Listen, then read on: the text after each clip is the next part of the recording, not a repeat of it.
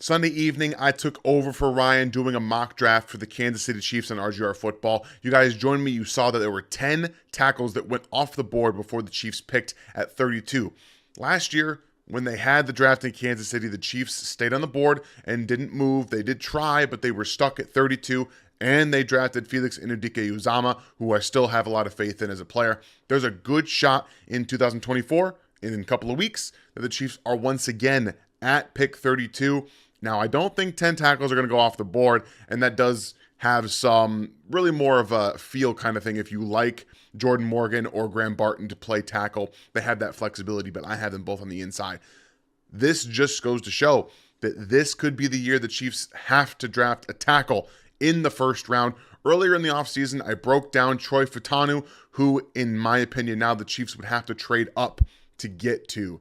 There is a player that I like at 32 with all of these offensive linemen going, guy with right tackle and left tackle experience. He's young. He's got good lineage. He's cousins with a very successful NFL tackle. I think you guys have heard of him. Penei Sewell is his cousin. That's right. Tackle out of BYU.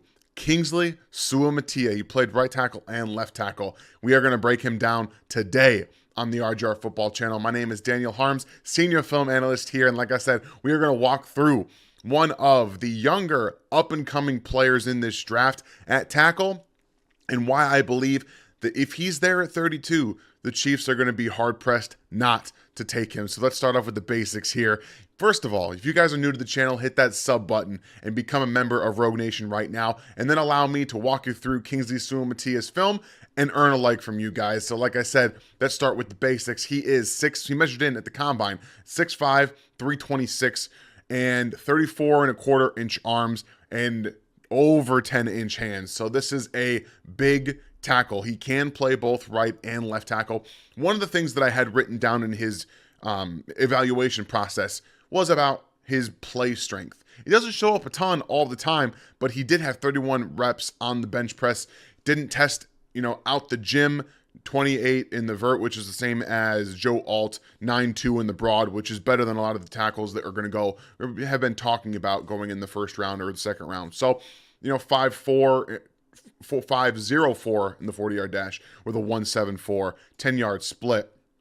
And this player, again, coming out of BYU, didn't see a ton of the best defensive reps that he could have seen, coming out of there, playing against some of the teams that they played against. But he did get a good number of SEC teams and Texas as well. He played against a couple of SEC teams and Texas, Kansas. They got some good Big 12 crossover there. So let's go ahead and jump into the film and get into what makes Kingsley Suamataia worth the pick at number 32. Now, this past season for BYU, he took over for Blake Freeland, who left and was drafted by the Indianapolis Colts and played left tackle this year. So one of the things that jumps off the page when I watch him play is his hand usage. He's got very good hand carriage. By that, I mean he's not holding his hands down by his knees when he's getting in his pass set. So right here is a little jump set. His hands are ready. They're down low, but they're not too high and they're not all the way down to his side. He's ready to stab. He's ready to use, ready to get his hands going. Going to meet his rush right here with an extension, pull him off, use those arms, right? Just mirroring technique. What I mean by the mirroring technique is that you have that rusher is going to take his rush path up to the right-hand side.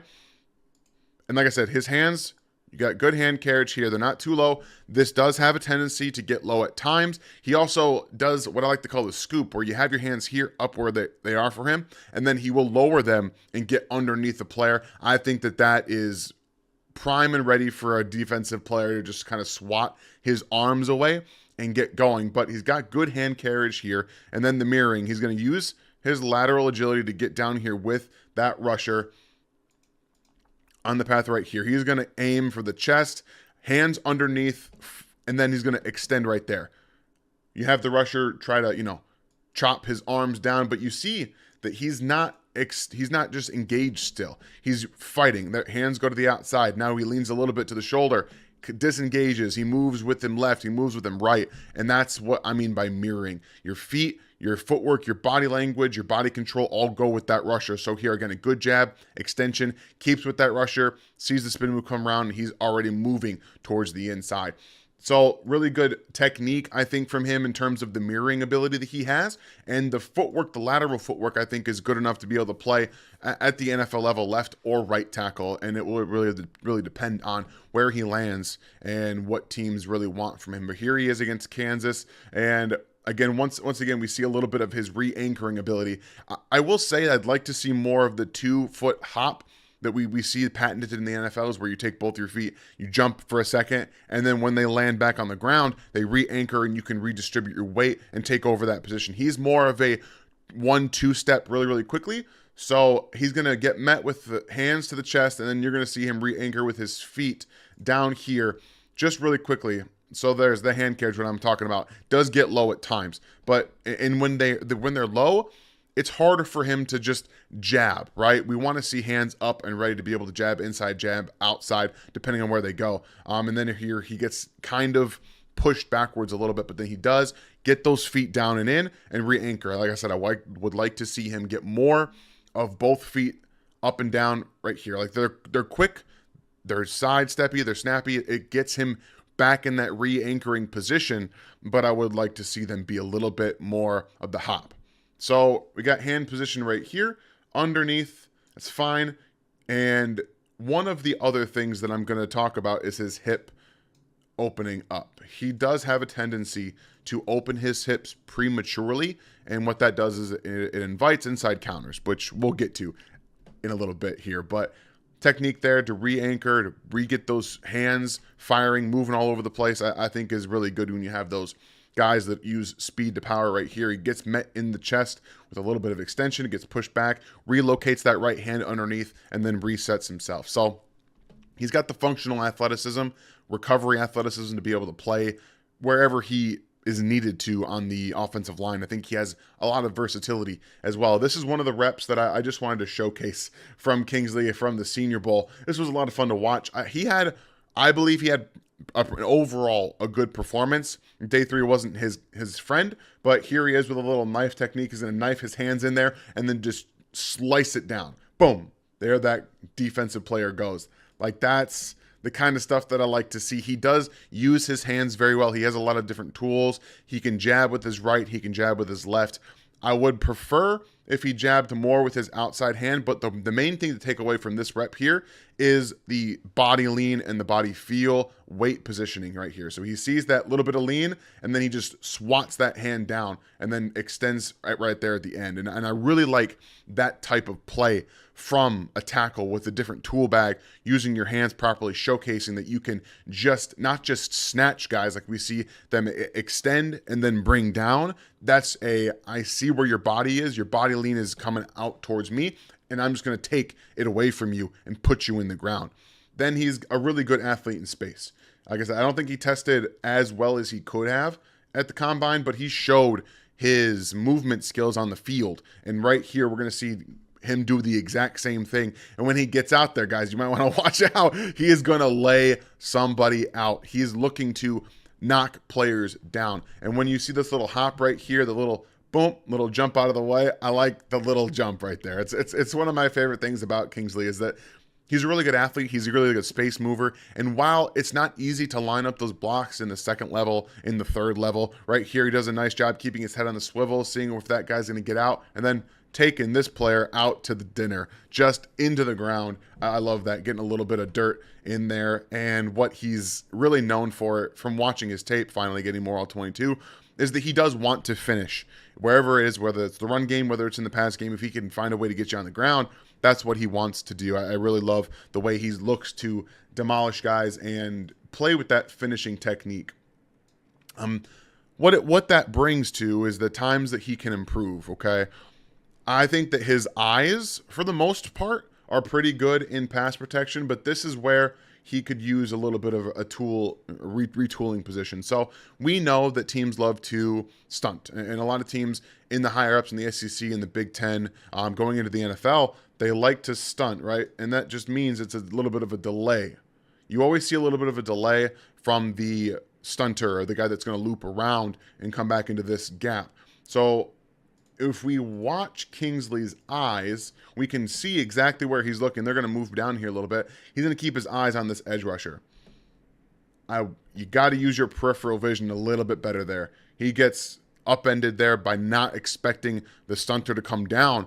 And when you do that, obviously, you're not using your peripheral vision. You're not seeing out of the corner of your eye. His hand is up, but it's basically useless. You want the hand up as the feel, right? You want it kind of almost out there already, waiting for it just in case. And his eyes are located, fixed on the defensive end here, and he doesn't feel this player until it's too late. And even when he starts to get close to his hand, you see his eyes don't even go towards that defensive tackle. So in the stunt department, he does need some improvement. Got to use your peripherals a little bit more, and you have to be ready to be bumped into laterally from anybody, whether it's going to be a real true stunt or somebody that's going to loop around. You have to be ready for that kind of thing. So that, in comparison with his tendency to overset, it can be problems in pass protection where, again, you're looking for that development as a player. Coming out of BYU, maybe not the best improvement traits in terms of the coaching ability, but we've seen offensive linemen get drafted. Brady Christensen a few years ago, Blake Freeland last year, but technique-wise, I don't necessarily think they had the tools to compete in the NFL. And we're seeing right now with a couple of those guys that it's mostly they're getting drafted off of athletic ability. And Blake Freeland was a guy who played tackle for them, I think, but he's an interior offensive lineman now. Kingsley, for some teams, might move inside, and I think that he has that ability as well. But he has the tools, the length, and I think that the footwork ability to play tackle. It's all about the technique now. He's a good athlete, and when you're out here oversetting against guys that are going to have a little bit more inside ability, you have to be able to be there. So you see he's turned his shoulders a little bit towards this rusher, and he is overset. So here's where the center is. This is where your other tackle is, and this is where Kingsley is. Like, there's a big space right here, and there's a big space between these two players here. So a tendency to overset, and when you have players that are far more quick inside with their footwork, with their speed, they're able to kind of jab their feet outside and then take advantage of that inside gap. It's going to be a little bit over. So the swim move there, he doesn't get home. He does end up holding him a little bit, doesn't get called, but just that, a few things that need to be cleaned up, because this is a good pass set. It's nice and smooth. It's out there a little bit too far. Obviously, the quarterback got the football away, but you're trying to mitigate all of these inside counters. If someone beats you around the edge, the quarterback can step up. If they're at worst, right, you can step up. He has the athletic ability to kind of overcome some of those speed rushes against the arc. I think he defends the arc pretty well.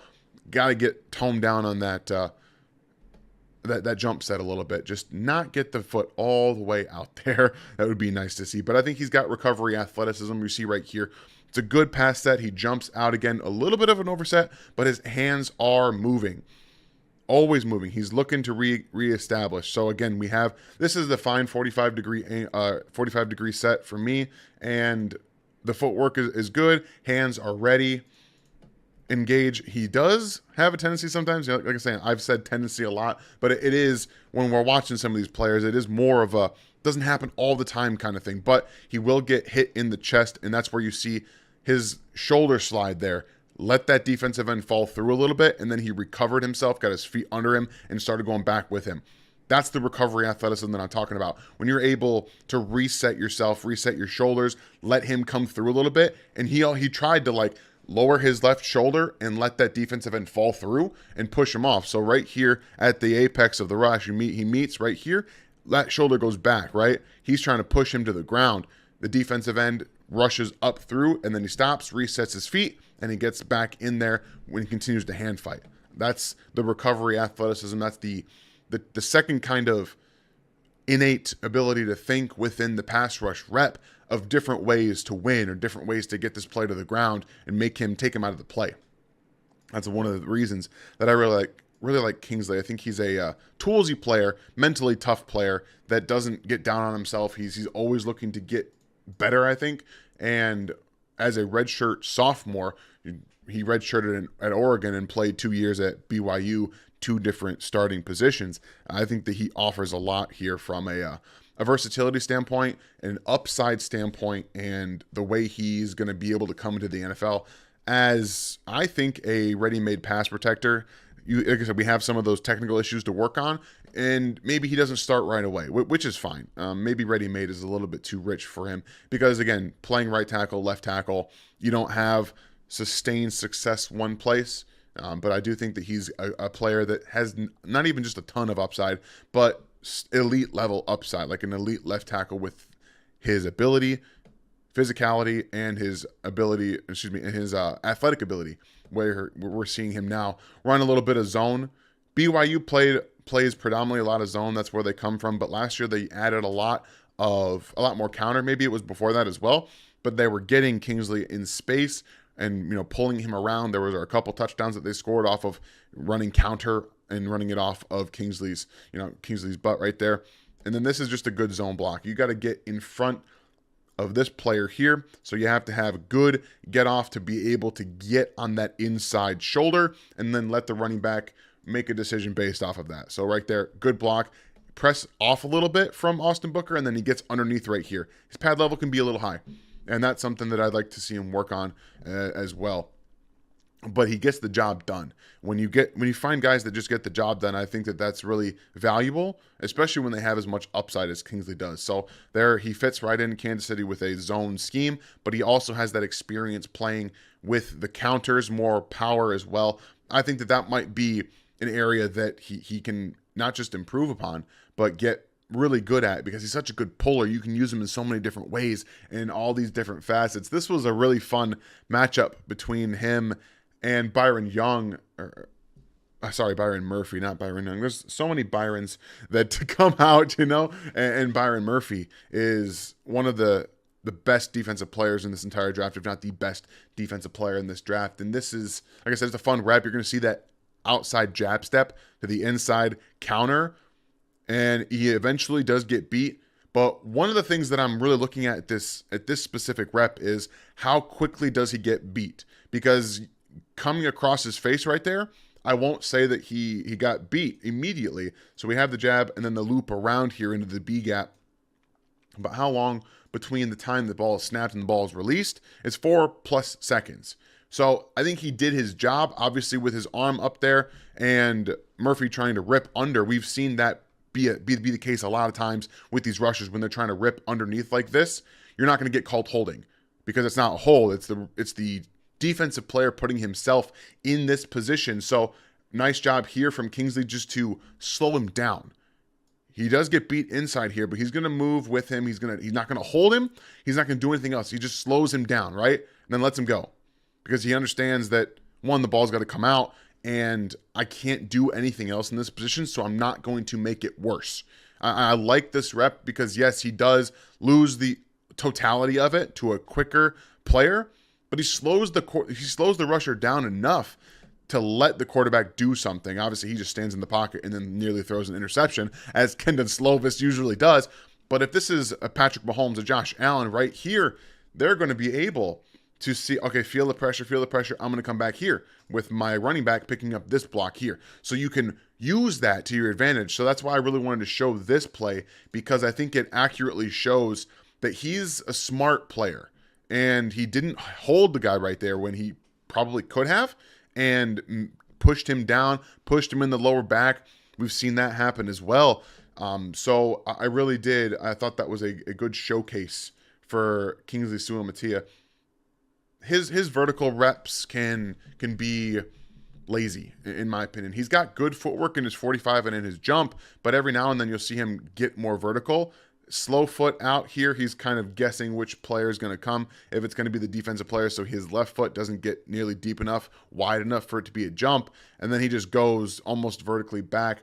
His feet are a little slow here. They're a little heavy. I'd like to see a little bit, and then they end up quickening up, and then because he's too busy trying to get back. Like, he didn't get enough depth there, and that's when you see him trying to battle the upper body strength of a speed to power guy, or just any type of power. He lets him in his chest, pushes him off there. And we saw this happen earlier, right? Where he was able to kind of get his feet under him, hand fight his way in there. And he wasn't able to do that here. So Again, technique-wise, the footwork, I still think that he's got good footwork. That this one was heavy-handed, obviously. Andy Heck, specifically in Kansas City, is one of the offensive line coaches that I would love him to be to work with. That's these tools, the athletic ability, the physicality that we're going to see right here with his torque ability are all very, very impressive. And that's just kind of getting these athletic, with good technique and mental skills, ability to be able to perform at their highest peak. And I think that a guy like Kingsley is one of those players. This is one of the things that I look for when I'm watching offensive tackles as well. If you watch guys come out of Oklahoma, Creed Humphrey, last year was Anton Harrison, this year is Tyler Guyton. They use torque blocking a lot. You just get there and then you rotate at the hips, essentially use that core, and you torque them out of the way. It gives running back lanes here. Right here, you see he's pushed off to the side there, and then the linebacker does come in and finish the play off. But the torque, upper body strength, the core strength is there for Kingsley Sewell-Mattia. And like I said, playing left, playing right doesn't really matter. I think he's going to come into the league and be a guy that maybe doesn't start right away, like I've mentioned, but is definitely going to start sooner rather than later, just because of his pure talent. I think that he's just one of the most talented tackles in this class. And like I said, always looking to finish. Right here, he does a nice job catching that rush, and then he sees him going inside and he pushes him and he gets him on his face there. So catches right there. He's going outside. He uses his inside hand to swipe away. Hands relocate. He catches him a little bit high. Hand location needs to consistently be working, but he's always working, works back inside there and pushes him down to the ground.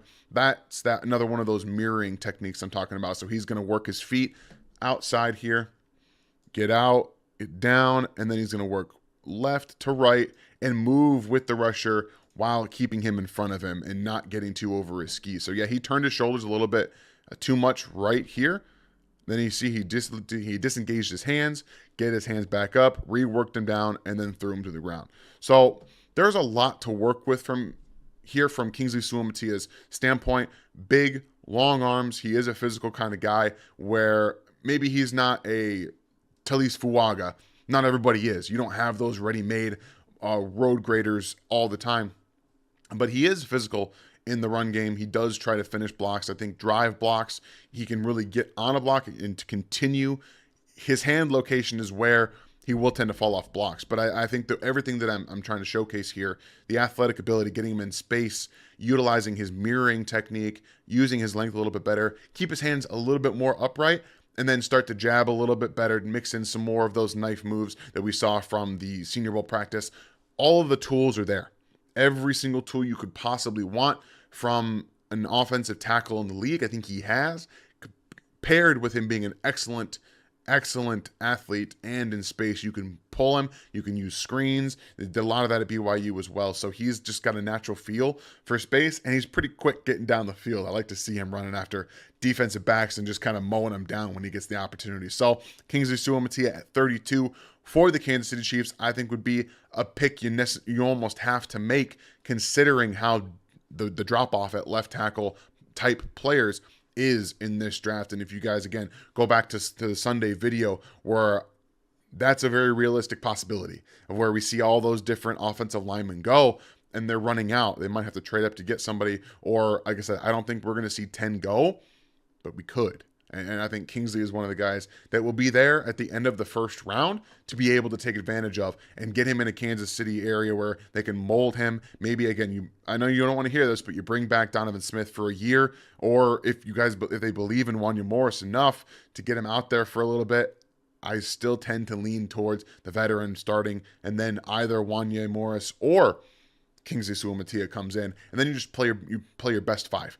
And I think that's the best case scenario, because at the end of the day, I do believe that Kingsley, it would be one of the best five linemen in Kansas City, and he would start at left or right tackle however many times that ends up working out. So I hope you guys enjoyed this film breakdown and the idea that he could be a very good, solid starter earlier than people expect, and then become an elite level player with all the tools, physical capabilities that he has. I think he's an excellent player, and I can't wait to see what he does in the NFL. Hope I was able to earn a like from you guys for this breakdown, and continue to join us, follow along as we get more into the draft here. It's so close now, a few weeks away. I've got a ton of wide receiver guys already broken down on the channel. We're going to get some more right before the draft, and don't forget, we're going to continue to break down and have all this draft content for you guys. Head on over to rogueapc.com right now and get your draft guide. Use the code RGR, get a discount. All of the draft guide, every athletic matrix stuff is all over there right now. You guys can get every grade that we have. We're going to continue to update that as well until we get to the draft. So you guys have yourselves a fantastic day. Hit that like button on the way out, and we'll see